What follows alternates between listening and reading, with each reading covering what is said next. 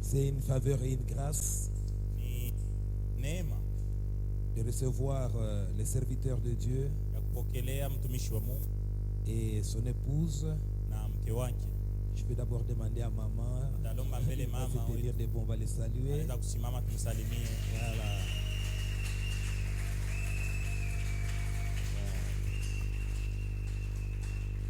Pour ils viennent de Likasi. Maman, c'est la grande sœur de notre la femme du pasteur Josué Kabange, maman Joël. Na mama hapa ni dada yake na bibi wa pasteur Kabange, maman Joël. Joël. Voilà. Alors nous allons aussi recevoir le pasteur Patrick Banza. C'est lui qui va nous parler. Patrick Banza, il est de Likasi.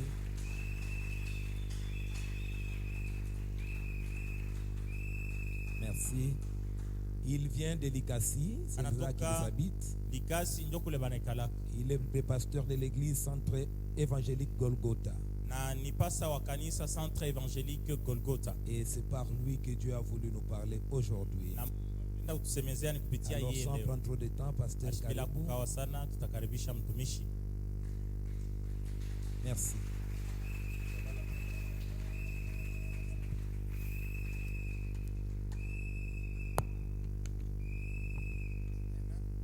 Amen.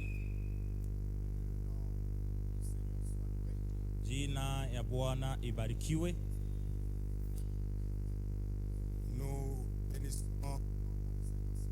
Tunamshukuru Mungu wetu kabisa asubuhi ya leo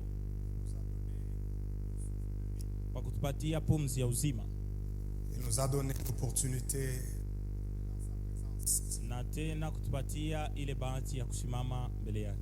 Il nous a aussi gardé de Likasi jusqu'ici. Tena lituchunga munjia kutoka Likasi paka hapa. Et c'est vraiment un privilège et un honneur pour nous de nous retrouver en ces lieux. Ni neema na heshima tena kujikuta pa ifasi. Que Dieu soit loué. Mungu asifiwe. Nous disons sincèrement merci au pasteur Maxime. Tunashukuru sana Pastor Maxime pour cette marque de confiance. Kwa hii alama ya tumaini. De pouvoir nous céder la chair en ce jour. Tunaweza kubeba mazabau leo. Par ce temps qui court, nous disons que la chair et les chairs. Par la chair, on peut édifier le peuple de Dieu. Par la chair, on peut également détruire la foi du peuple de Dieu. C'est une responsabilité pour nous de nous tenir Dieu de cette chair. Et un privilège pour nous. Selon qu'il est écrit qu'ils sont beaux les pieds de ceux qui annoncent la paix, de ceux qui annoncent la bonne nouvelle. Voilà pourquoi je le suis infiniment reconnaissant. Bien sûr, quand je m'adresse à lui, je vois tous les serviteurs avec qui il travaille en ces lieux. Que Dieu soit loué. Nous venons de Likasi comme on nous a présenté. Juste un petit rectificatif.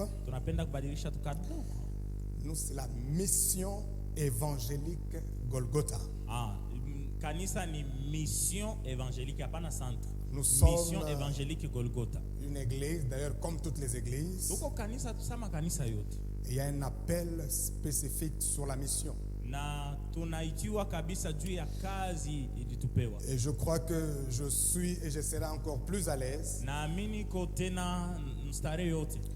Parce que je me retrouve dans une église aussi missionnaire. C'est écrit Centre missionnaire acte 1:8. Nous avons tous un point commun, la mission. Et j'aime la mission. D'une manière simple, c'est le plein évangile amené partout dans le monde. Que Dieu soit loué. Amen. Mais lorsque je lis les Écritures, j'ai découvert que le diable n'aime pas la mission.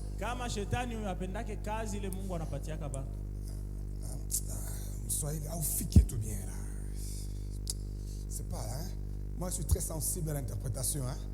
Parce que pour que Dieu me cote positivement, il faut que le message qu'il m'a donné puisse aussi arriver correctement. Amen. Que Dieu soit loué. Amen. Donc voilà pourquoi à un certain moment je serai bilingue, français, swahili. Et le souci c'est de faire asseoir la pensée du Seigneur. J'étais en train de dire, parmi les choses que le diable n'aime pas, il n'aime pas la mission. Il n'aime pas les églises qui travaillent dans la mission. Et je comprends parce que je ne savais pas que c'était aussi une église missionnaire ici. Je ne savais pas que c'était une église missionnaire. C'est ce matin, comme disait CMA, centre missionnaire, que j'ai compris que c'est une église appelée aussi dans la mission. Vous savez, en tant que serviteur de Dieu, quand on vous invite quelque part, le plus grand exercice auquel nous sommes soumis, c'est celui de chercher quel est le message qu'on peut apporter et qui va bénir le peuple. C'est vrai, on a déjà eu à travailler et la Bible parle de plusieurs thèmes. Mais pendant que j'étais en train de méditer, j'ai senti l'Esprit du Seigneur m'orienter vers un message qui va nous conduire dans le combat spirituel. Donne-moi un amen très fort. Amen. Pourquoi le combat? Parce que le diable n'aime pas la mission. Et qui dit mission voit les églises missionnaires. Quand je dis que le diable n'aime pas les églises missionnaires, cela veut dire qu'il va nécessairement engager un combat contre ces églises. Et à la lumière des Écritures, nous découvrons qu'il y a plusieurs types de combats que le diable peut mener contre une église, contre un chrétien, contre un individu. On ne saura pas parler de toutes ces choses-là. Mais ce matin, je vais parler d'un seul type de combat. Et par la grâce du Seigneur, nous allons aussi découvrir à la lumière des Écritures comment vaincre ce type de combat. Je ne voudrais pas seulement vous parler de ce type de combat et ne pas vous montrer comment on peut arriver à vaincre ce combat. Parce que la volonté de Dieu, c'est que chaque fois qu'il y a un combat, que nous puissions être vainqueurs. Parce qu'il est écrit, il est celui qui nous entraîne sans cesse dans le cortège de victoire de Christ. Donc, la volonté de Dieu pour cette église, la volonté de Dieu pour ta vie, c'est que tu arrives à mener une vie victorieuse sur tous les combats qui s'élèveront dans ta vie. Si tu es d'accord avec moi, donne-moi un amen très fort en avance. Amen. Amen. Amen. Je reprends. La volonté du Seigneur, chaque fois que l'ennemi t'attaquera, la volonté du Seigneur, c'est que toi tu aies la victoire.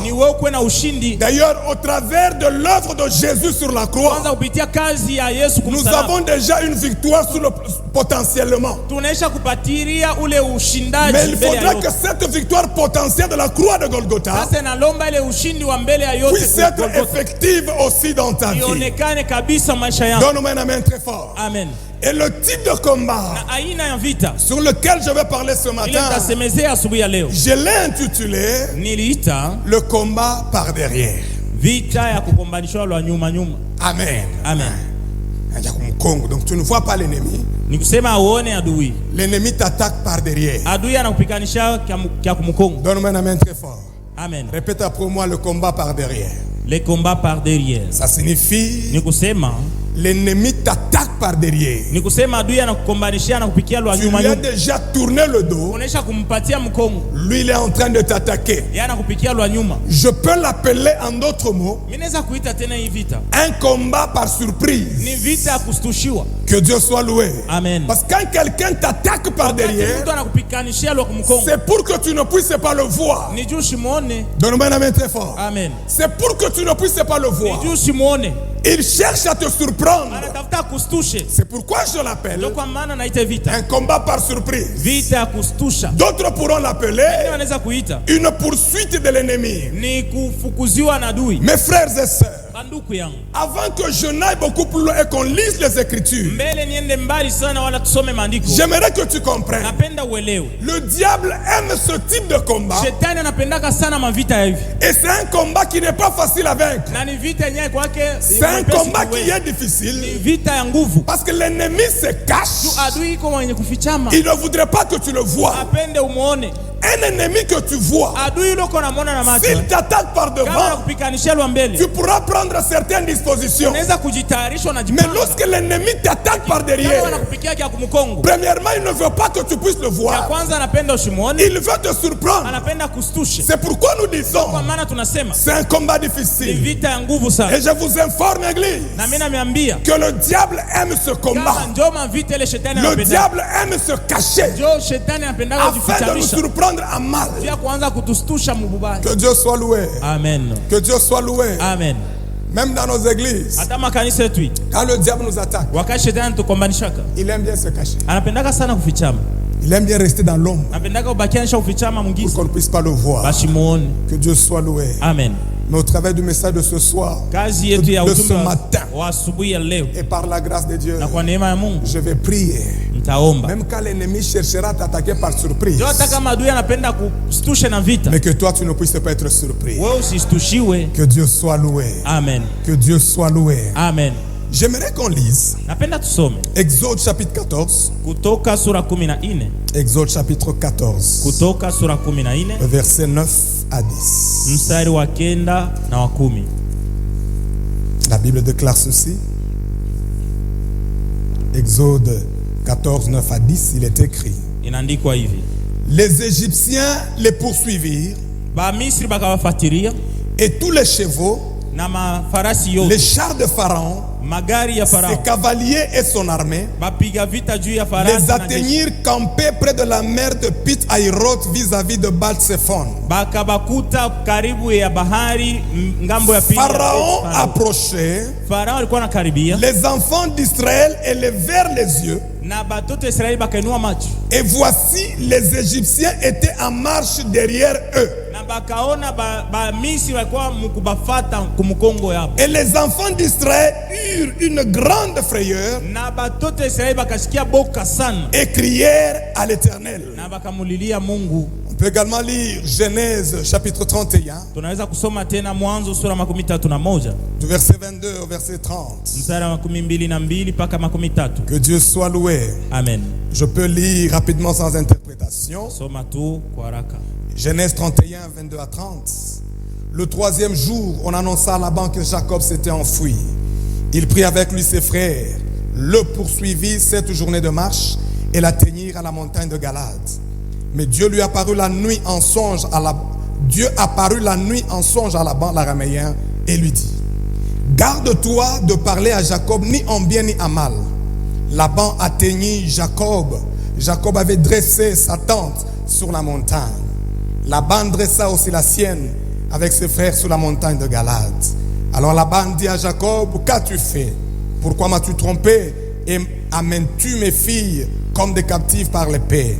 Pourquoi as-tu pris la fuite en cachette? M'as-tu trompé? Ne m'as-tu point averti? Je t'aurais laissé partir au milieu des réjouissances et des chants, au son du tambourin et de la harpe. Tu ne m'as pas permis d'embrasser mes fils et mes filles. C'est un insensé que tu ages.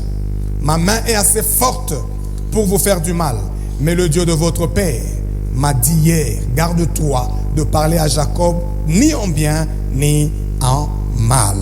Amen. Amen. Le verset 30, maintenant tu es parti parce que tu languissais après la maison de ton père. Pourquoi as-tu dérobé mes dieux? Amen. Amen. Bien aimé, lorsque nous lisons ces deux textes, dans le texte d'Exode, Une histoire que nous connaissons tous. Hadithi ile tunajua shibot. Les enfants d'Israël, par la main puissante de Dieu, ont quitté l'Égypte. Kupitia uwezo wa Mungu. La Bible dit pendant qu'ils étaient en marche vers la terre promise, à un certain moment, ils ont remarqué Pharaon avec toute son armée était derrière eux.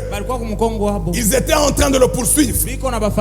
De la même manière avec Jacob, lorsqu'il a quitté la maison de Laban, bien sûr je vous épargne beaucoup de détails, il avait pris la décision selon la recommandation du Seigneur de rentrer dans son pays. Lorsqu'il a pris la décision de rentrer, il a pris sa femme, ses femmes, ses enfants ainsi que ses serviteurs et tous ses biens. Ils sont partis. La Bible dit que Laban a commencé à le poursuivre. Il les suivait par derrière. Ces deux textes sont en train de nous parler du combat par derrière. Et lorsque nous essayons de méditer sur ces deux textes, il y a trois grands points qui vont nous intéresser ce matin et que j'aimerais que tu puisses noter. Le premier grand point que j'aimerais que tu notes, en fait c'est une question. C'est une question que plusieurs pourront se poser. Quelle est cette question? Peut-être que tu te poses la question de savoir qu'est-ce qui peut pousser l'ennemi, qu'est-ce qui peut motiver l'ennemi à nous attaquer par derrière. Que Dieu soit loué. Amen. Que Dieu soit loué. Amen. Ou bien qu'est-ce qui peut provoquer un combat par derrière? Qu'est-ce qui peut pousser l'ennemi à nous suivre par derrière? Et l'élément de réponse que je peux te donner ce matin, en méditant sur ces deux textes, j'ai compris que tout départ, toute évolution, toute avancée a toujours provoqué un combat par derrière. Donne-moi la main très fort. Amen. Les enfants d'Israël sont partis de l'Égypte. Il y a eu un départ. À cause de ce départ vers la terre promise, ce départ-là a provoqué la poursuite de Pharaon. Ça signifie a déclenché un combat par derrière. Il en est de même de Jacob. Jacob est parti. Son départ de la maison de Laban a provoqué ce combat par derrière. Mes frères et sœurs, si j'aimerais que tu me comprennes bien, il en est de même dans ta vie. Il en est de même d'une église. Une église qui fait un pas. Une église qui veut avancer. Une église qui veut avancer. Une personne qui veut avancer. Chaque départ, chaque évolution, chaque avancée provoquera toujours un combat par derrière. Mes frères et sœurs, même dans tous les domaines de ta vie, quand tu quitteras la vie de chômage, tu as un emploi. Le nouveau départ là, qui commence dans ta vie, il provoquera un combat par derrière. Quand tu étais païen, tu as abandonné le monde, tu as choisi de suivre Jésus. Ce départ là va provoquer dans ta vie un combat par derrière. Le diable n'a jamais aimé de nouveaux départs. Le diable n'a jamais aimé voir ses enfants avancer. Même dans ton ministère, chaque fois qu'il y a une avancée, cette avancée-là va provoquer un combat par derrière. Chaque fois que tu évolueras dans n'importe quel domaine de ta vie, toute évolution a toujours provoqué un combat par derrière. Donne-moi la main très fort. Amen. Donne-moi une main très fort. Amen. Deux fois, ça me fait très mal. On va y arriver. Nous voyons certaines personnes. Il était dans une souffrance profonde. Dieu l'a béni. Dès que Dieu l'a béni, totalement distrait. Il venait à l'église régulièrement, mais après la bénédiction, il commence à venir sporadiquement. Que Dieu soit loué. Amen. Mais il est en train d'oublier que toute évolution, toute avancée, tout départ dans la vie a toujours provoqué un combat par derrière. L'ennemi te poursuivra. Est-ce qu'on est ensemble jusque-là? Amen. Est-ce qu'on se comprend jusque-là? Donc le combat par derrière, il est provoqué par un départ. Par un départ. Chaque départ, chaque évolution applique ce principe dans tous les domaines de ta vie. Une église qui avance, une église qui construit, qui veut arranger son temps. Toute évolution a toujours provoqué un combat par derrière. Que Dieu soit loué. Amen. Que Dieu soit loué. Amen. Et le deuxième point, quel est l'objectif du combat par derrière? Quand le diable t'attaque par derrière, qu'est-ce qu'il est en train de poursuivre? Nous voyons cela dans Exode 14:5. Pharaon nous explique bien la motivation ou bien son objectif quand il nous attaque par derrière. Exode 14:5. La Bible dit ceci: on a annoncé au roi que le peuple avait pris la fuite. Alors le cœur de Pharaon et celui de ses serviteurs furent changés à l'égard du peuple. Écoute ce qu'il dit. La Bible dit: qu'avons-nous fait en laissant aller Israël dont nous n'aurons plus les services? Donne-moi une main très fort. Amen. Nous connaissons cette histoire.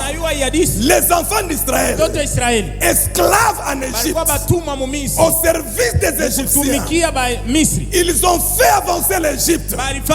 Ils ont construit beaucoup de choses en Égypte. Ils rendaient d'énormes services à l'Égypte. Mais Dieu a décidé de les faire partie de l'esclavage, de les faire évoluer, de quitter l'esclavage pour devenir libres. Mais la Bible dit, lorsque Pharaon a appris qu'ils sont partis, la Bible dit, Pharaon s'est dit ceci: nous avons commis une erreur de les laisser partir. Bien qu'il avait été contraint de les laisser partir, c'était la main puissante de Dieu qu'il avait contraint à partir. Mais ici il est en train de dire, nous avons commis l'erreur de les laisser partir. C'est comme pour dire, Pharaon était en train de dire, malgré les 10 plaies dont l'Éternel nous a frappés, il ne fallait pas les laisser partir. Et il explique la raison pourquoi il ne fallait pas les laisser partir. Parce que il nous rendait service. Lorsqu'ils étaient des esclaves, cette position-là d'esclave était en train de l'arranger. Que Dieu soit loué. Amen. Que Dieu soit loué. Amen. Donc pour Pharaon, il fallait que les enfants d'Israël restaient toujours dans l'esclavage, qu'ils restent toujours là où ils étaient, dans cette mauvaise situation-là, qu'ils ne puissent pas avancer.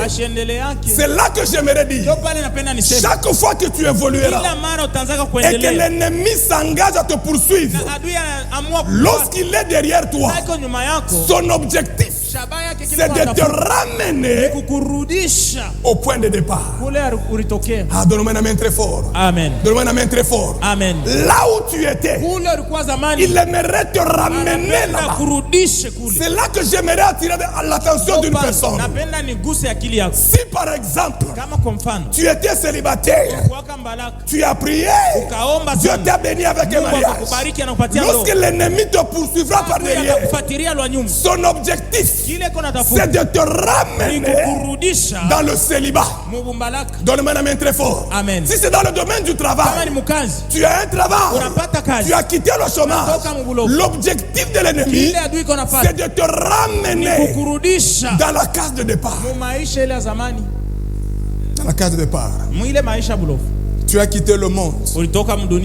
Quand l'ennemi te poursuit, il veut que tu rentres encore dans le monde. Il veut que tu redeviennes encore païen. Tu as quitté les souffrances. Le diable voudrait te ramener là-bas. Mes frères et sœurs, j'aime bien dire ceci aux enfants de Dieu. Évoluer, c'est une bénédiction. Avancer, c'est une bénédiction. Alors, j'ai dit souvent ceci. Recevoir une bénédiction, c'est une chose. Mais conserver cette bénédiction-là, c'est aussi une autre chose. Beaucoup de gens reçoivent, mais beaucoup de gens ne conservent pas. Or, la volonté de Dieu, quand il nous bénit, il veut que nous puissions garder la bénédiction le plus longtemps possible. Parce qu'il est écrit, ce que tu bénis, oh Dieu, est béni éternellement. Donc la volonté de Dieu, quand Dieu te fait avancer, il ne veut pas que tu puisses encore reculer. Ça, c'est la volonté de Dieu. C'est pourquoi j'ai toujours dit, l'un des principes du royaume de Dieu, pour ceux qui ont fait la pédagogie, ils vont se rappeler de ça. L'un des principes du royaume de Dieu, c'est le principe de progressivité. Parce qu'il est écrit, je souhaite que tu prospères à tous égards. Ça signifie que tu progresses. La volonté de Dieu, c'est de nous voir. Aujourd'hui, je fais un pas. Demain, je fais un autre pas. Ce n'est pas faire le mouvement inverse. C'est pourquoi il faudra que tu sois conscient. Dieu, lui, il veut que tu avances. Mais le combat par derrière, il veut te faire un mouvement contraire à la volonté de Dieu. Il veut te ramener à la case de départ. Dans ton ministère, Dieu veut que tu avances, que tu deviennes meilleur chaque jour, que tu évolues. Mais le combat par derrière, il veut te ramener au point de départ. Et je suis en train de prier pour quelqu'un. Que Dieu te fasse grâce. Que toi, tu vives les principes de Dieu dans ta vie. Que toi, tu vives la loi de Dieu dans ta vie. Ça signifie que tu commences à progresser. Que tu commences à avancer. Que l'ennemi ne puisse pas te faire un mouvement contraire à la volonté de Dieu. Être béni, c'est une chose. Mais la conservation, c'est une chose. Recevoir l'onction, c'est une chose. Mais conserver l'onction, c'est une autre chose. Que Dieu soit loué. Amen. Le combat par derrière veut nous ramener au point de départ. Y a-t-il quelqu'un ici qui peut vraiment accepter, après avoir quitté une certaine vie, que le diable puisse encore te ramener là? Mais les gens comme nous autres ici, nous sommes passés des fois par des situations très difficiles. Quand j'y pense là, je n'ai plus envie de retourner en arrière. Moi je connais la souffrance d'être ce que c'est être un orphelin. J'ai été un orphelin à l'âge de 12 ans. 13 ans plutôt. 13 ans. Beaucoup de souffrance. Et c'est pendant ce temps-là que Dieu nous a visités.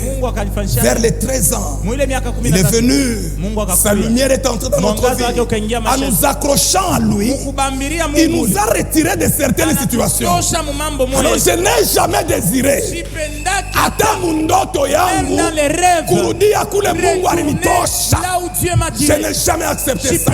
Et j'ai toujours dit, Seigneur, moi je suis un citoyen du royaume. Pour moi c'est la progressivité. Si je ne progresse pas, vaudrait mieux pour moi rester même au même niveau. Mais rester au même niveau pendant longtemps, ce n'est pas non plus la volonté de Dieu. Parce que la Bible dit, vous avez longtemps demeuré sur cette montagne, tournez-vous et partez. Ah, je prie ce matin que Dieu te fasse avancer. Je prie ce matin que Dieu te pousse à avancer et que l'ennemi ne puisse pas te ramener au point de départ. Que l'ennemi ne te ramène pas. Mais quand il t'attaque par derrière, il cherche de te retourner. Quand il attaque une église, il veut surprendre l'église. Il veut retourner l'église au point de départ. Parmi les choses qui nous font mal, les pasteurs qui ont eu la grâce de commencer les églises, ils savent. On commence souvent 2 ou 3 personnes. Amen. Hein? Amen. Quand nous sommes partis de Lubumbashi pour aller commencer une nouvelle œuvre à Likasi, nous étions avec madame, 2 petites filles là, qui ne vont pas faire l'évangélisation. Amen. Amen. Beaucoup de souffrance. Trop de souffrance. Je ne vous ai pas de détails. Alors, maintenant, de là où nous sommes venus, je n'ai même jamais retourné là. Alors quand le diable attaque par derrière, il veut te retourner à la place de départ. Là où tu as commencé avec 2 personnes. Lorsque vous construisez comme ça, le diable est très malin. Une fois là, j'étais en train de prier sur une petite fille. Je faisais sa délivrance qui était dans la sorcellerie. Elle me dit, parce que nous, notre objectif quand on vous attaque là, nous voulons que votre temple est là, tel que vous l'avez déjà arrangé là. Nous voulons que Kanisa Kaïche, le temple est nous diviser ma 2 pièces, ma 3 pièces, que les gens commencent à louer. Voyez un peu leur pensée. Que Dieu soit loué. Amen. Leur objectif, c'est de retourner à la case de départ. Le vœu de mon cœur et ma prière à Dieu. Là où tu es arrivé avec Dieu. Là où l'église, cette église est arrivée. Qu'elle ne recule plus en arrière. Qu'elle ne recule plus en arrière. Que Dieu aide cette église d'avancer. Que Dieu t'aide. Que tu ne restes pas à ce niveau-là. Mais tu commences seulement en avant. Car telle est la volonté du Seigneur. Est-ce que quelqu'un peut me donner un amen très fort? Est-ce qu'on peut acclamer très fort le Seigneur? Que Dieu soit loué. N'accepte pas pour rien au monde de retourner de là où Dieu t'a pris. Voilà pourquoi j'aimerais te parler du 3e point. Quelques stratégies. Quelques stratégies. Ma stratégie, c'est tout faire ma stratégie. Ah, voilà. Quelques stratégies pour vaincre ce combat par derrière. Ces stratégies, si tu les appliques, tu ne reculeras jamais. Donne-moi un amen très fort. Amen. Es-tu prêt à recevoir ces stratégies? Ah, si tu es là, balance un peu ta main. Est-ce que tu peux m'encourager en acclamant aussi le Seigneur? Manifeste ta présence en acclamant très fort le Seigneur. Quelques stratégies pour vaincre le combat par derrière. Il y en a beaucoup. Si le temps nous permet, on pourra parler de 2 ou 3. Mais il y en a beaucoup. Que Dieu soit loué. Amen. La première stratégie pour vaincre le combat par derrière. N'oublie pas que le combat par derrière, je l'ai appelé aussi combat par surprise. Voilà. Amen. Hein? Amen. Le diable veut te surprendre. Il t'attaque dans le dos pour que tu ne puisses pas le voir. Si t'attaque par devant, tu le verras. Et tu prendras tes dispositions. Mais il t'attaque par derrière pour que tu ne puisses pas le voir. C'est ça le combat par derrière. N'oublie pas ça. Alors la première stratégie pour vaincre le combat par derrière, nous la trouvons dans 2 Samuel. 2 Samuel chapitre 10. 2 Samuel chapitre 10. Samueli wa pili sura 10. Je lis du verset 8 au verset 12. Nasoma mstari wa 8 mpaka 10. La Bible dit ceci. Biblia inasema, les fils d'Amon sortirent et se rangèrent en bataille à l'entrée de la porte. Les Syriens de Tsoba et de Rehob et les hommes de Tob et de Maka étaient à part dans la campagne.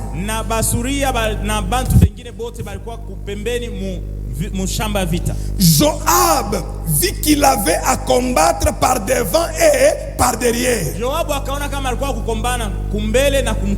Note ça. Joab, il vit qu'il avait à combattre par devant et par derrière. Il choisit alors sur toute l'élite d'Israël un corps qui l'opposa aux Syriens. Et il plaça sous le commandement de son frère Abishai le reste du peuple pour faire face aux fils d'Amon. J'aimerais que tu soulignes, il le plaça sous le commandement de son frère Abishai. On souligne son frère Abishai. Il dit, si les Syriens sont plus forts que moi, tu viendras à mon secours. Et si les fils d'Amon sont plus forts que toi, j'irai te secourir. Sois ferme et montrons du courage pour notre peuple et pour les villes de notre Dieu, et que l'Éternel fasse ce qui lui semblera bon. Que Dieu nous bénisse. Amen. La Bible nous parle de Joab, qui était un chef de l'armée. La Bible dit ils ont été attaqués. Mais le constat qu'il a fait, Joab était attaqué par devant et par derrière. C'est ça que la Bible dit. Donc devant lui, il y a des ennemis qui venaient, et derrière lui, il y avait aussi des gens qui venaient. Humainement parlant, lui il pouvait voir ceux-là qui viennent devant lui, mais ceux-là qui viennent derrière lui, il ne pouvait pas le voir. Vrai ou faux? Vrai ou faux? C'est comme mon interprète ici. Regardez, il se tourne là. C'est pendant la guerre. Les choristes sont en train de l'attaquer par devant. Lui c'est Joab, hein? Amen, hein? Amen. Moi je l'attaque par derrière. Si je fais ça, est-ce qu'il voit ce que j'ai fait? Si je fais ça, est-ce qu'il voit ce que j'ai fait? Si je prends un couteau, je fais. Est-ce qu'il voit ça? Pourquoi il ne voit pas? Là, je commence à enseigner l'église. Faites ça. Faites ça. Je te pose la question. Hein? Kanisa nekasa kwa masomo hasa mambo unanijibu gonjo nione ile ma interaction pour comprendre si vous comprenez aussi. Amen. Pourquoi il ne voit pas ce que je fais? Pourquoi? Parce que ses yeux sont tournés. Ses yeux ne regardent pas derrière. Mais si je passe ici, je lui fais ça, il va me voir, même par instinct, instinctivement, il va même cligner ses yeux. Pourquoi? Parce qu'il voit mes doigts venir. Je suis devant, il me voit. Mais quand je suis derrière, les mêmes doigts là, il ne les voit pas. Pourquoi? Parce que je suis derrière. C'est pourquoi j'ai dit, le combat par derrière est dangereux. Parce que nous ne voyons pas derrière. Et comme on ne voit pas, deux fois c'est difficile même de se protéger. Alors regardez Joab. La Bible dit, il était attaqué par devant et par derrière. Alors il a monté une stratégie qui m'intéresse ce matin pour vaincre le combat par derrière. Et quelle est la stratégie qu'il a prise? La Bible dit, il a scindé son armée en deux. Lui, il a gardé une partie, et l'autre partie, il l'a placé sous le commandement de Abishai, son frère. Ah, répète après moi, Abishai, son frère. Amen. Donc, une partie sous le commandement de Abishai, son frère, et l'autre partie sous son propre commandement. Alors il dit ceci: Abishai, toi tu vas t'occuper de ceux-là qui viennent de ce côté.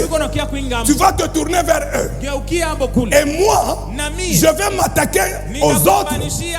C'est comme pour dire, si lui, Joab, s'occupe de ceux qui viennent devant lui, Abishai, lui, il s'occupe de ceux-là qui viennent par derrière. Est-ce que vous comprenez?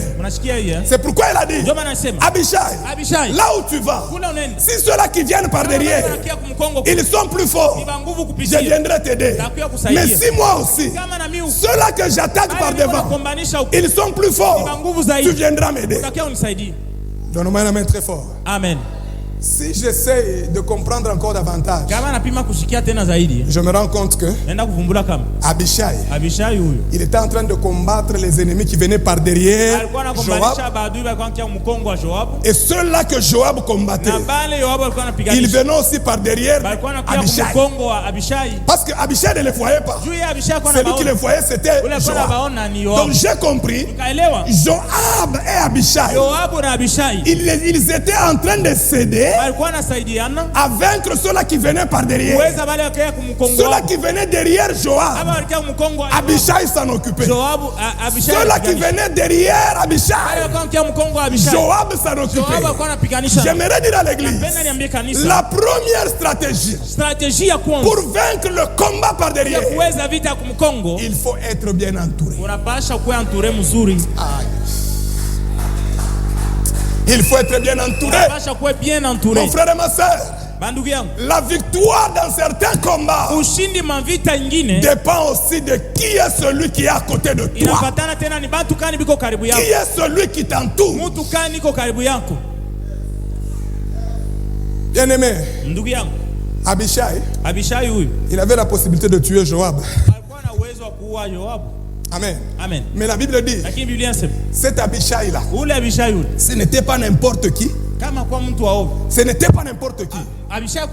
Mais Abishai, c'était le frère de Joab. Le frère de Joab. Un frère, ça signifie quelqu'un de confiance. Quelqu'un de... Pour vaincre le combat par derrière, il faut avoir des personnes de confiance. Des gens en qui tu peux placer confiance. D'ailleurs, les personnes de confiance, parce que quand j'ai cherché un peu la signification d'Abishai, Abishai, ça signifie la récompense de l'Éternel. Donc il y a certaines personnes, quand on connaît, c'est comme si Dieu t'a récompensé. Pourquoi? Parce que dans tes combats, pour que tu aies la victoire. L'église a besoin des Abishai. Ta vie a besoin des Abishai. Mes frères et sœurs, ce que toi tu ne vois pas, Abishai verra et Abishai te protégera.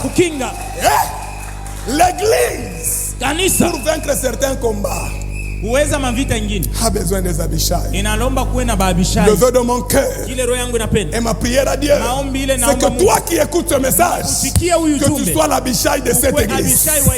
Que tu sois l'Abishai de cette église. Il ne faudrait pas que il y ait une personne par qui le diable peut passer pour faire du mal à l'église, pour détruire l'église. Ça, ce n'est pas la volonté de Dieu. La volonté de Dieu, c'est que toi, tu sois l'Abishai de cette église. Quand le pasteur te regarde, il dit, Dieu, tu m'as récompensé en me donnant cette personne. Ah, est-ce que je peux parler un peu? Est-ce que je peux parler un peu? Vous savez, le cœur des pasteurs ici sont des coffres forts. Nous avons beaucoup de dossiers. Dans les églises que nous dirigeons, nous connaissons nos brebis, non? Celui-ci. Même si il me dit, allez, bonjour pasteur. Même si sa genou là-bas, bonjour pasteur. Mais je sais que dès qu'elle va me tourner le dos, c'est toujours lui qui va parler en mal de l'église. Il ne peut pas prendre bonnes choses de l'église, pour vendre la bonne image de l'église. Il prend que les mauvaises choses. Je vous pose une question. Quelle est cette église-là où tout est perfect? Quelle est cette église-là? Quelqu'un d'autre peut dire. Parfois il quitte en français, il parle en swahili. C'est comme s'il ne maîtrise pas bien le français. Il prend seulement ça. Et il part avec ça. Mais nous faisons attention, pour que le diable ne nous arrache pas. Il ne peut pas dire ça. Lui, il va chercher toujours les petites mauvaises choses. Si tu fais ce travail, tu n'es pas Abishai. Je peux encore vous enseigner quelque chose. Ah, faites un peu ça. Je vous dis une grande vérité.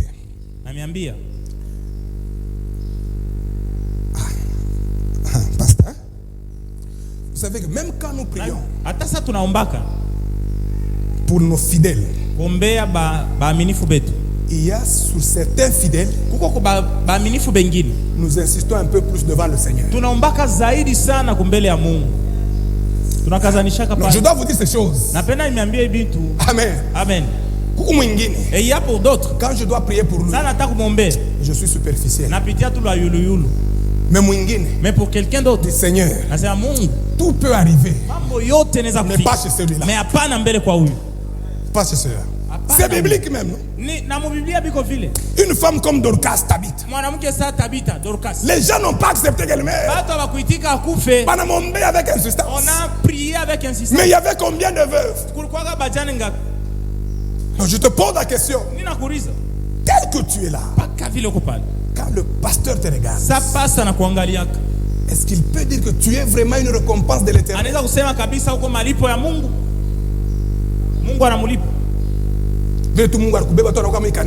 Seulement comme Dieu t'a pris seulement et t'a mené dans cette église. Est-ce qu'il peut dire que tu es une récompense de l'église? Ah bien-aimé, je prie pour toi que tu sois une personne récompense. Les autres n'acceptent pas. Vous êtes fâchés? Les autres sont fâchés. Vous êtes fâchés? Est-ce que ce que j'ai dit c'est bon? Est-ce que c'est bon ce que j'ai dit?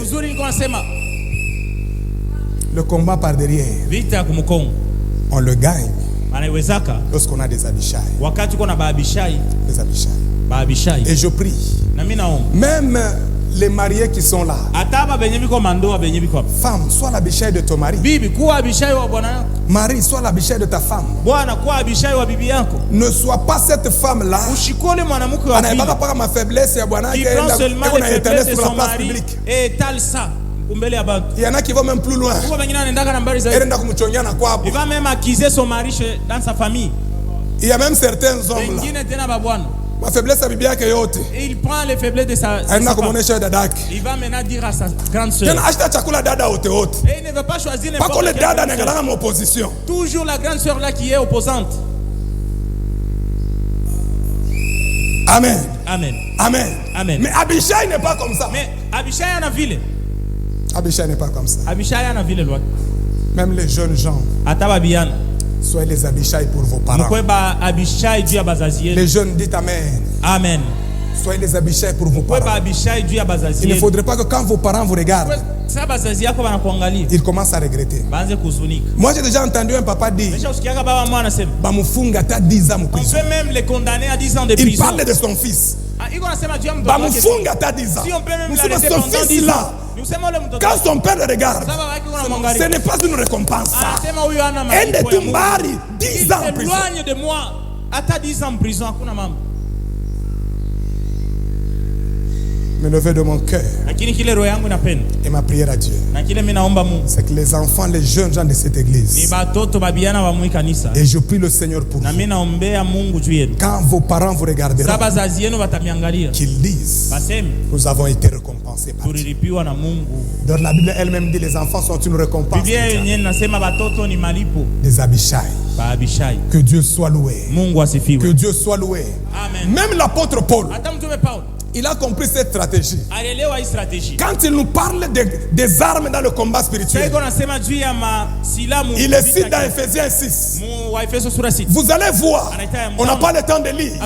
Mais si vous analysez toutes ces armes-là, le casque du salut, cuirasse de la justice, ceinture de la vérité, chaussures aux pieds, bouclier de la foi, l'épée de l'esprit.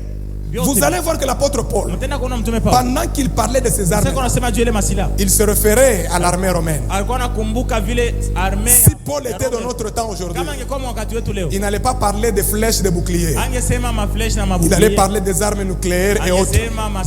Il se référait à l'armée romaine. Et si vous examinez comment se comportait l'armée romaine, vous allez voir que toutes ces armes-là dont il parle à Ephésiens 6, ce sont les armes qui nous permettent de nous défendre contre le combat qui vient par devant. Vrai ou faux? Le combat par derrière n'est pas concerné. Ça signifie, les soldats romains, quand ils allaient à la guerre, là, le derrière là n'était pas protégé. Maintenant regardez la stratégie que l'armée romaine était en train de faire. Mes soeurs, venez un peu. Venez un peu. 4 personnes, venez. Venez rapidement. Ma soeur, viens. Oh, ma soeur, tu es devant, tu traînes. Amen. Venez ici. Je vous montre comment les soldats romains avançaient à la guerre. Ma soeur, tiens-toi là. Ma soeur, tiens-toi là. Tu regardes les ennemis qui viennent de là. Regardez la stratégie de l'armée romaine. Comment les deux autres, je vais les placer. Tiens-toi ici. Mais retourne-toi. Regarde. Toi aussi. Regarde. C'est comme ça que les soldats romains allaient à la guerre.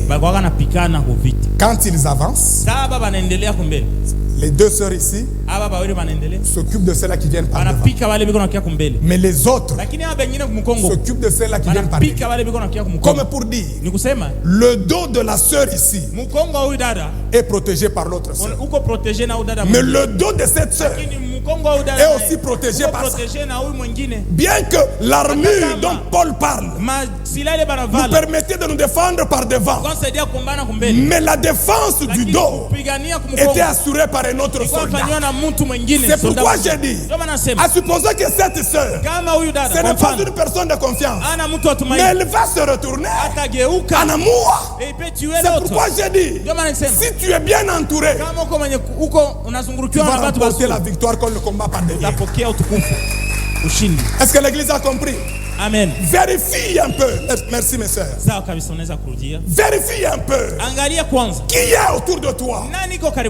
Qui est autour de toi? Tu marches avec qui? Tu te confies en qui? Tu parles avec qui? Oh mon frère et ma soeur, je suis en train de prier pour toi que le Seigneur éloigne toutes les mauvaises personnes de toi. Ah, d'ailleurs c'est biblique. Il est écrit que la mauvaise compagnie corrompt les bonnes mœurs. Ça signifie, si tu es mal entouré, les mauvaises choses vont aussi t'arriver. C'est pourquoi nous on a combattu. Et par la foi, je chasse les mauvaises personnes autour de toi au nom de Jésus-Christ. Si tu es déjà fiancé et que ce fiancé-là ou cette fiancée-là n'est pas une bonne personne, moi je la chasse ce matin. Les fiançailles, ce n'est pas encore le mariage. Si tu es dans le mariage, il y a d'autres choses à faire. On va te conseiller, on va vous conseiller, on va prier pour vous. Mais tu es fiancé, ce n'est pas dans le mariage. On a toujours dit Maïka Mekomu. Tu peux traverser. Amen. Est-ce que l'église comprend? Amen. Qui est autour de toi?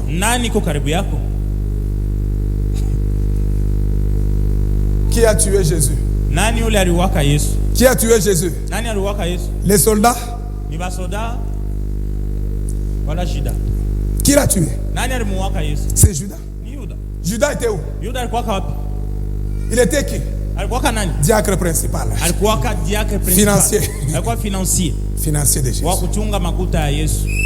Mais c'est lui là qui dit aux ennemis, c'est lui que je vais baiser. C'est lui. Joye. Attrapez-les. Les soldats qui venaient là, ne connaissait pas bien Jésus. Ou l'a identifié Jésus bien. Qui a bien identifié Jésus. C'était Judas. Les sorciers qui veulent t'attaquer là, ils cherchent qui peut leur donner des bonnes informations. Ils veulent qu'on puisse leur dire, aujourd'hui, il a eu $5,000. La plupart des banditismes ou bien le vol qui se passe dans les maisons. Chez nous à Likasi là, on entend des fois dire, il a retiré $10,000 à la banque. La nuit, on est venu l'attaquer. Et les voleurs disent, tu as retiré 10 000. Ah, il y a un échange 10 000 là pour nous te tuer. Si tu ne donnes pas, ils trouvent où l'information? Ils trouvent où? Pour ceux-là qui sont proches. C'est pourquoi fais attention à ton entourage. Le combat par derrière, nous le gagnons lorsque nous avons autour de nous des personnes de confiance. Et je prie que toi tu sois une personne de confiance pour cette église, que tu joues un rôle positif dans cette église. Prends les bonnes choses de l'église, expose-les aux autres. Les faiblesses de l'église, cache-les, prie pour ça. C'est ça que Dieu attend de toi. Est-ce que tu peux dire je veux être un Abishai pour cette église? Ah, j'aimerais que tu fasses cette confession. Je veux être un Abishai pour cette église. Je veux être un Abishai pour ma famille. Je veux être un Abishai pour ma famille. Qu'il te soit fait selon ta foi au nom de Jésus. Amen. La deuxième stratégie, c'est par là que je termine. Je reprends 15 minutes. Que Dieu soit loué. Amen. La deuxième stratégie. La troisième et la quatrième. On met ça dans le frigo. La deuxième stratégie, je l'appelle comme souhait. Pour vaincre le combat par derrière, nous devons apprendre à marcher par révélation. Amen. Amen. La troisième stratégie, j'allais parler d'être en alliance avec le Dieu du Père. Ça, c'est la troisième stratégie dont j'allais parler. Cette église, si elle est là, parce que Dieu a fait alliance avec son serviteur, que Dieu soit loué. Amen. Alors toi dans ta vie, pour vaincre certains combats, il faut que tu sois en harmonie avec le Dieu de ton Père. C'est ça que nous avions lu. C'est le Dieu du Père de Jacob qui a menacé Laban qui voulait tuer Jacob. Ça on enseignera, bon, c'est compliqué. Amen. Et j'allais même vous montrer comment est-ce qu'on peut entrer en alliance avec le Dieu du Père. Permettez que je cite en passant là. Parce que Amen. Que Dieu soit loué. Amen. Faites ça. Amen. Amen. Tu ne peux pas être protégé par le Dieu du pasteur. Premièrement, si tu n'aimes pas le pasteur.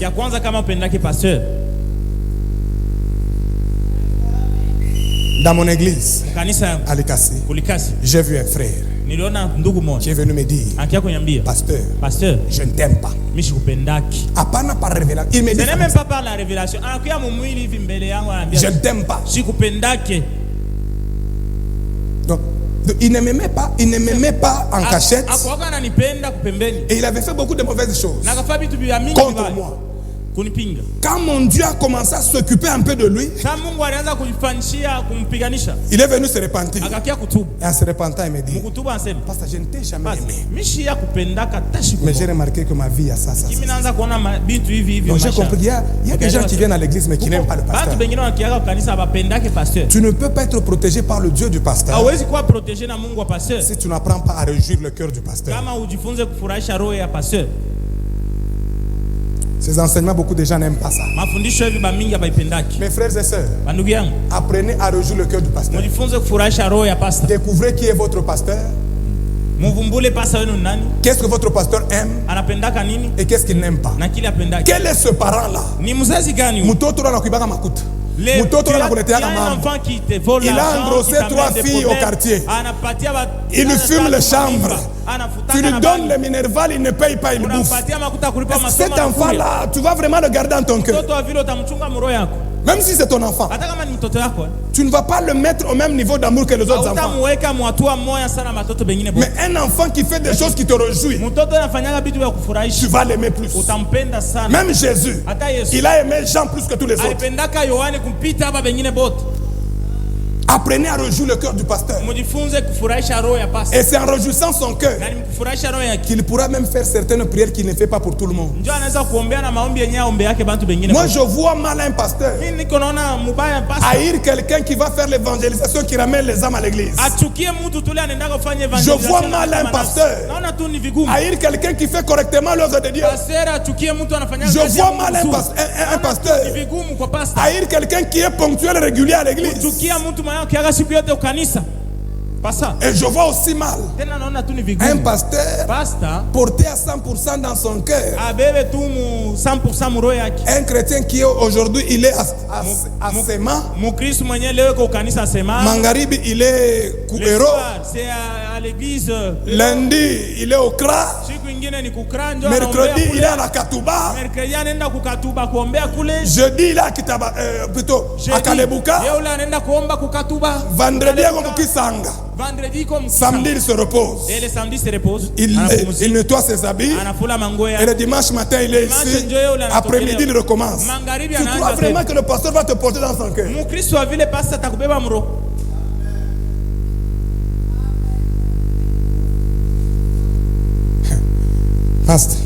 Pasteur, à un certain moment, il y a tellement de gens qui me faisaient mal à l'église. Comme je ne pouvais pas les chasser, j'ai commencé à prier. Seigneur, éloigne un peu certaines personnes. Non, ça passe, non, mais non, ça. Après, moi, je vois quelqu'un venir. Oh non, je vois que j'ai trouvé maintenant un temps. Dieu m'appelle à faire. Ok, merci beaucoup. Merci beaucoup. Que Dieu te bénisse. Tu viens, je prie pour toi. Mais pendant que je prie là, les petits hommes là dans le cœur, ils sont en train de faire des acrobaties.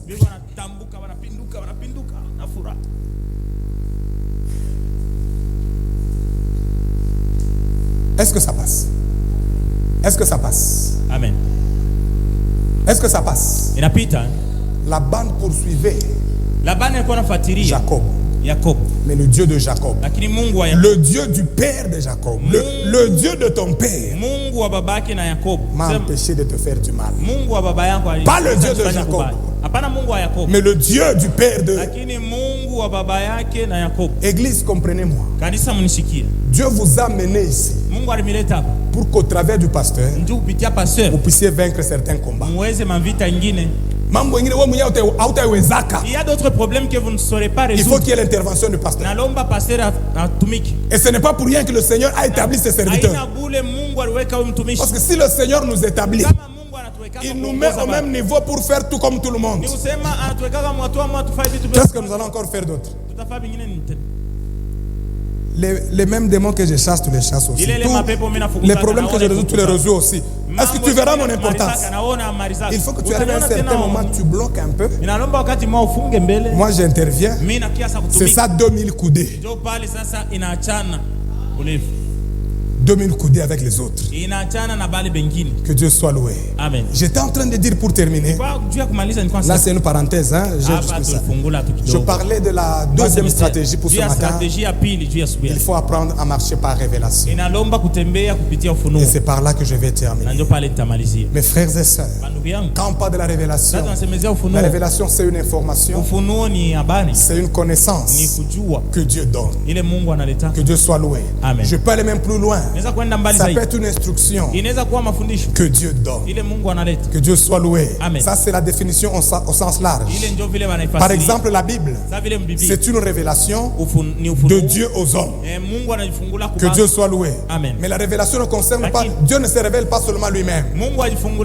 Dieu peut nous révéler aussi certaines situations. C'est pourquoi Jérémie 33 est en train de dire Invoque-moi, je te répondrai, je t'annoncerai des choses cachées, des choses que tu ne connais pas. Si nous rentrons dans notre texte d'Exode, Exode 14, du verset 15 au verset 16, vous allez voir que lorsque Pharaon était en train d'attaquer les enfants d'Israël par derrière, Moïse, avec le peuple d'Israël, ils ont gagné ce combat parce qu'ils ont marché par révélation. C'est ça. Ils ont marché par révélation. Premièrement, ils ont prié, ils ont crié à Dieu. Ça, c'est notre stratégie, la prière. On n'a pas le temps d'en parler. Mais ce qui m'intéresse, la Bible dit, pendant que Pharaon venait par derrière, Dieu donne une révélation à Moïse. Quelle est la révélation qu'il donne à Moïse? Il dit, bien que devant vous, il y a la mer rouge, ne vous arrêtez pas, continuez à avancer. Et toi, Moïse, tu vas étendre le bâton. Et quand tu vas étendre le bâton, un miracle va se produire. Le miracle se produit. La mer s'est divisée en deux. Les enfants d'Israël sont passés. Quand Pharaon voulait le suivre, il a été englouti avec toute son armée. Donne-moi une main très fort. Amen. Moïse, ce qui l'a aidé à gagner, c'était la révélation. La révélation, c'était quoi?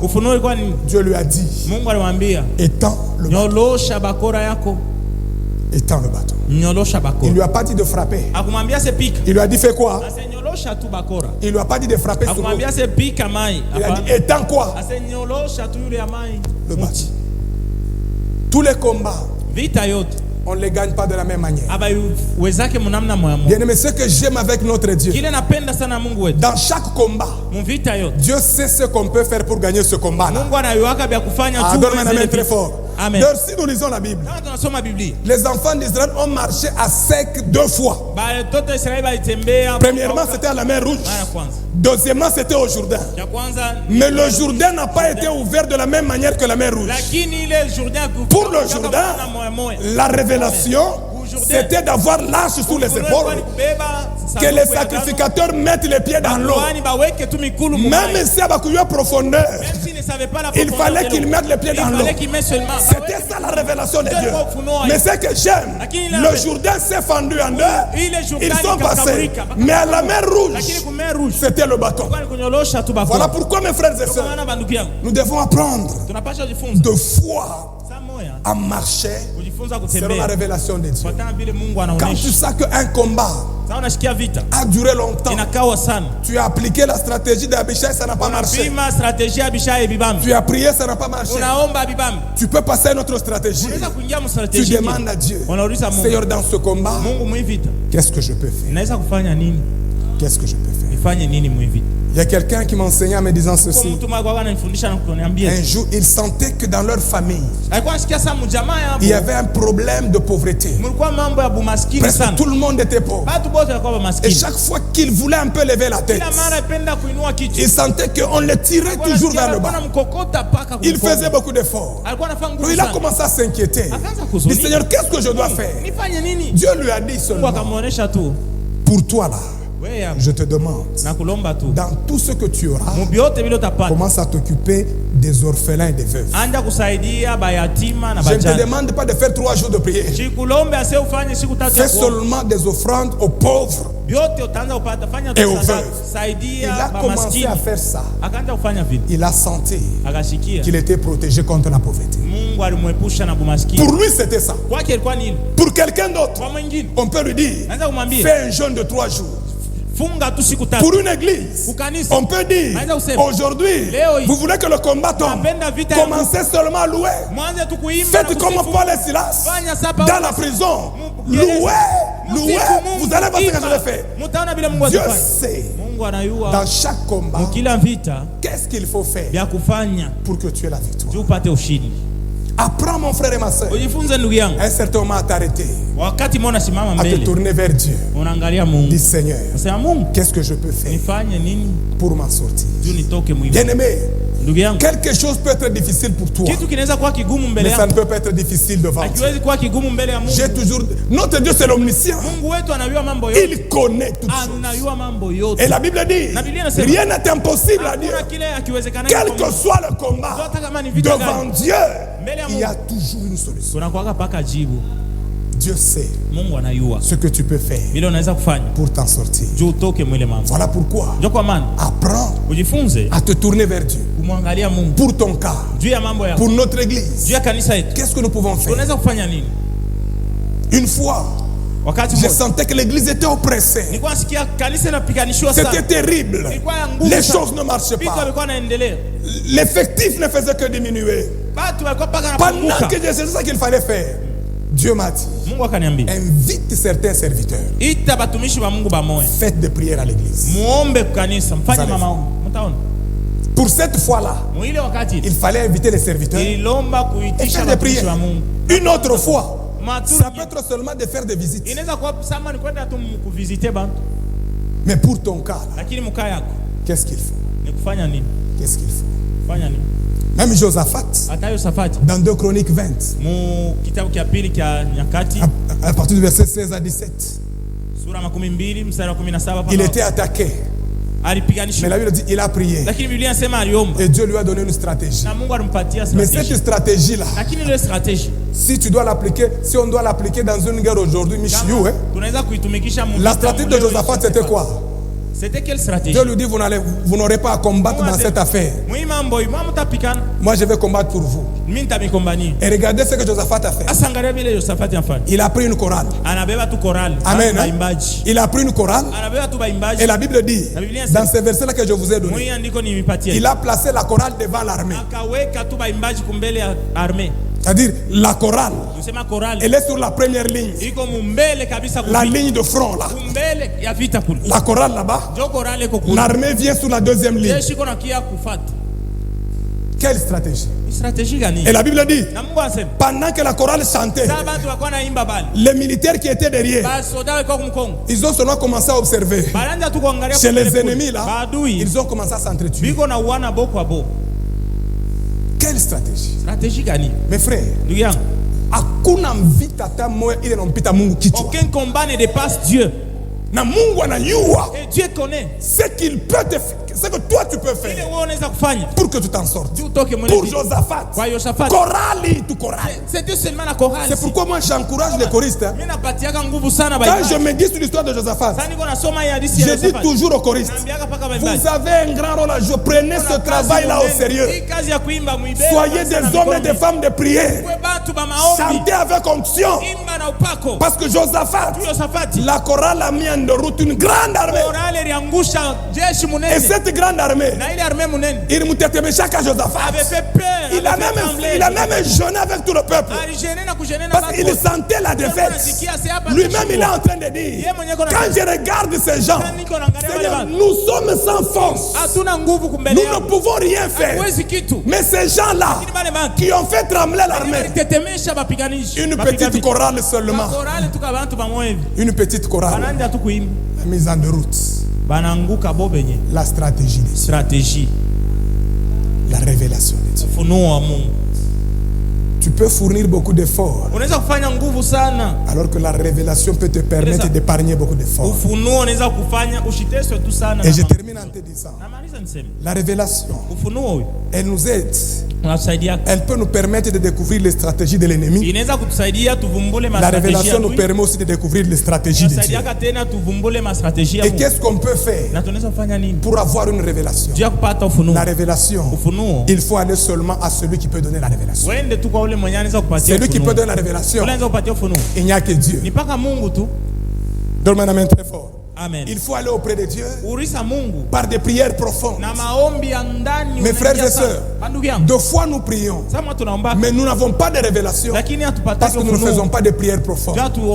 Quand on insiste sur quelque chose, dans des prières profondes, comme celle que Josaphat avait fait, Dieu a fini par lui dire ce qu'il devrait faire.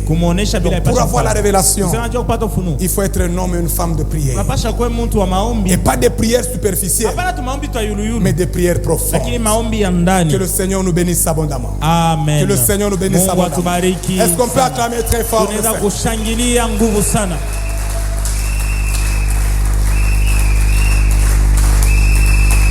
Est-ce que quelqu'un a compris? Est-ce que tu as compris? Tiens-toi debout. Tiens-toi debout. Nous voulons faire une petite prière avant de nous séparer. Même en 2-3 minutes. Parce que j'ai déjà consommé mon temps.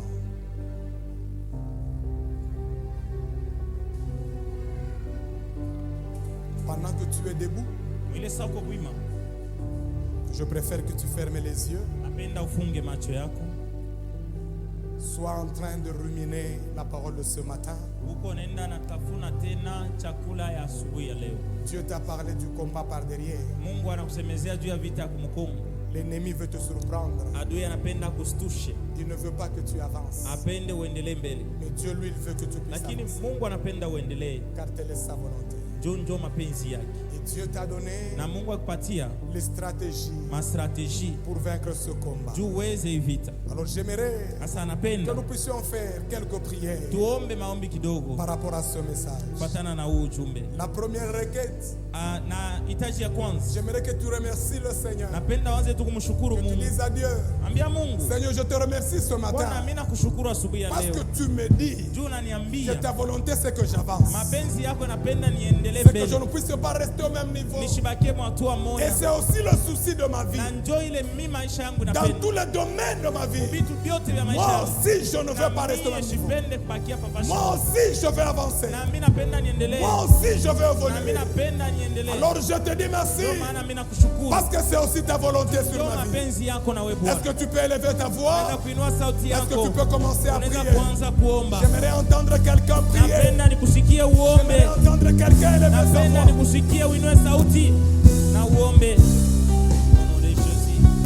Oh Dieu, merci pour ce matin.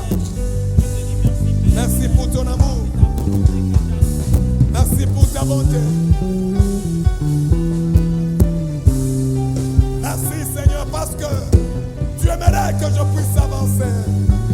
Tu aimerais que je puisse avancer. Tu aimerais que je puisse avancer. Éternel Dieu des armées, éternel Dieu de gloire. C'est aussi le vœu de mon cœur. Merci pour cela. Reçois l'honneur, reçois la gloire, reçois la louange, reçois l'adoration d'éternité en éternité.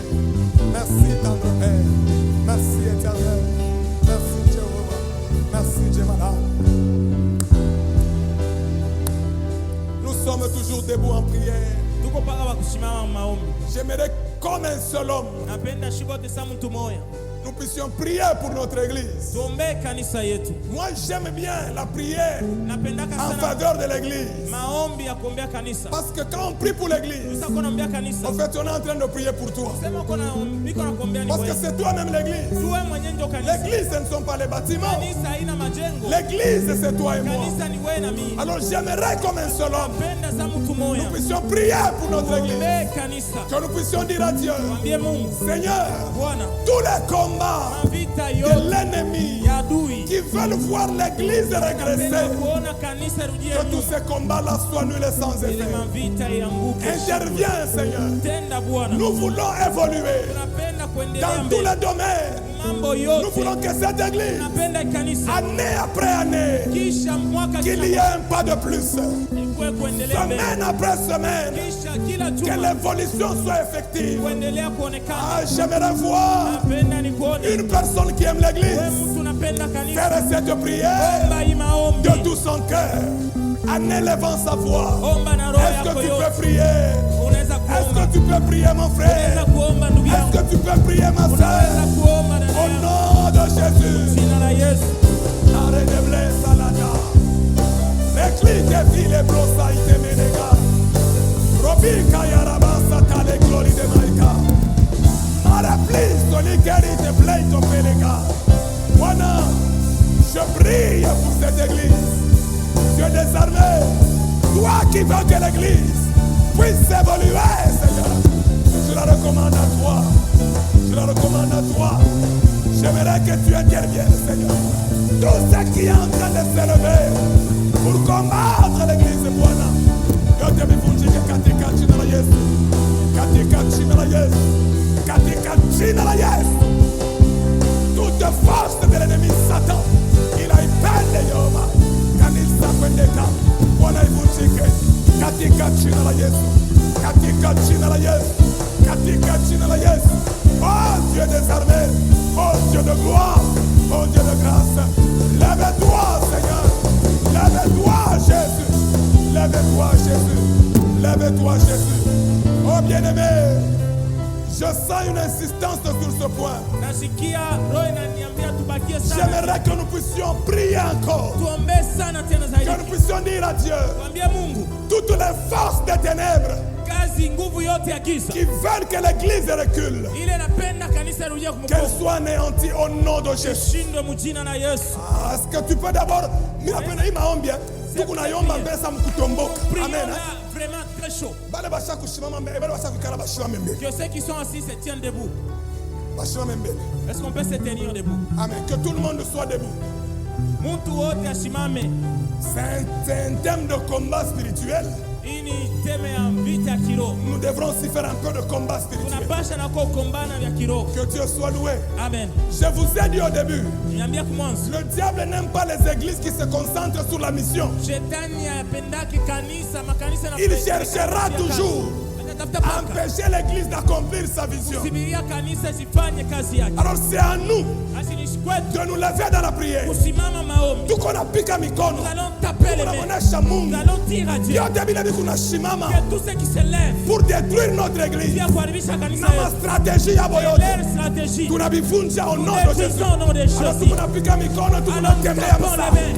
détruisons cela au nom puissant de Jésus.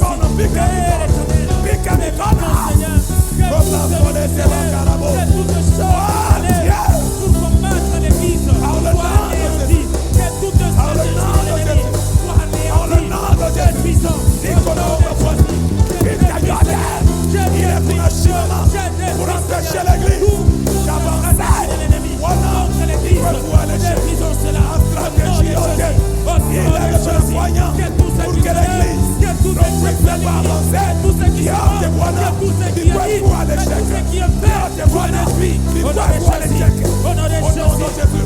La puissance de sorcellerie.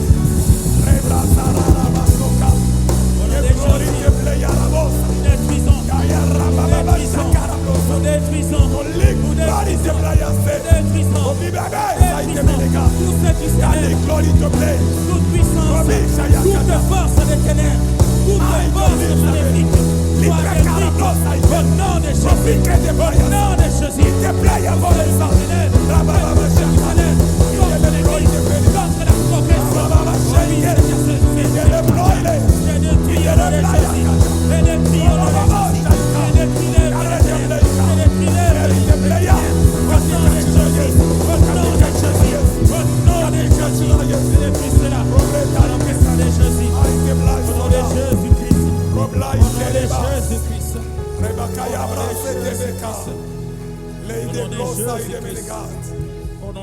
Moi je crois ce matin à la parole qui dit ils viendront par un seul chemin, mais ils s'enfuiront par sept chemins.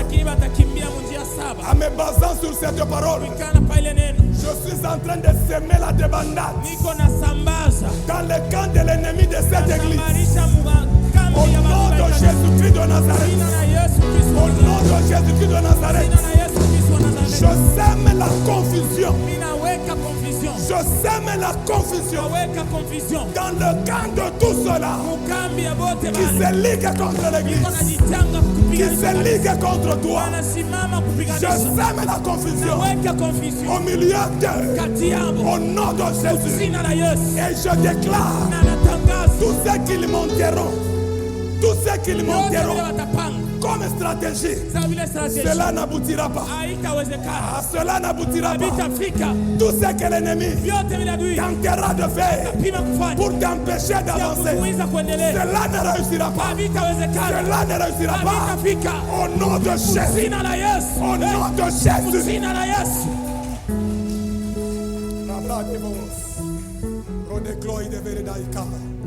Mon frère et ma soeur, tu es appelé à avancer.